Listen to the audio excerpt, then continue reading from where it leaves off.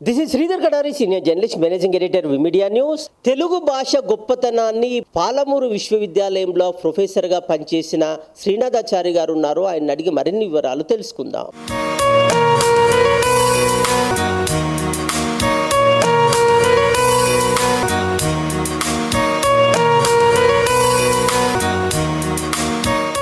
ముందు నేను మాతృభాష ఎవరికైతే బాగా వస్తుందో వాళ్ళకే పరభాష వస్తుంది అని బలంగా నమ్మే వ్యక్తిని. అంటే if you are not good at your mother tongue, you cannot be good at other tongue.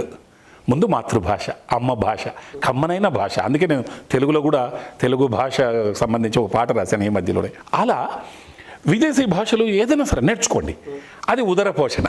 అంటే నేనేమంటా, ఐ లైక్ ఇంగ్లీష్, నేను ఇంగ్లీష్ ప్రొఫెసర్ని, నాకు తిండి పెడుతోంది. I love Telugu, Telugu is my mother language. అలా మనము ముందు మన మాతృభాషను గౌరవించుకొని తర్వాత ఎన్నైనా నేర్చుకోండి ప్రపంచంలో తిరగడానికి, చేయడానికి.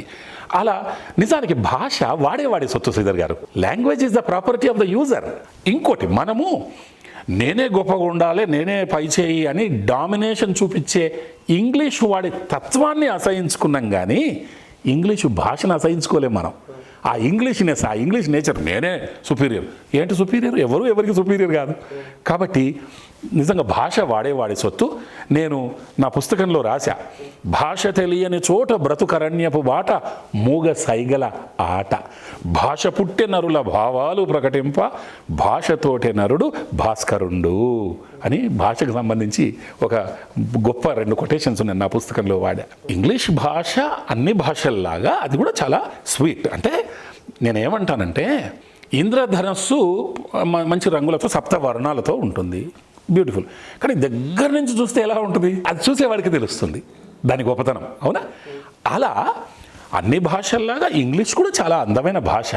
అది ఎంత గొప్పదనేది దగ్గరకు వచ్చి చూడాలి, ఆ మైక్రోస్కోప్లో పెట్టి చూడగలిగితే వస్తుంది. ఆ నేపథ్యంలో నేను ముందుకు వెళ్తున్నా. నాతో పాటు ప్రయాణం చేసే వాళ్ళకి దాన్ని అలా సూక్ష్మదర్శినిలో నేను చూపించుకుంటూ ముందుకు వెళ్తున్నా.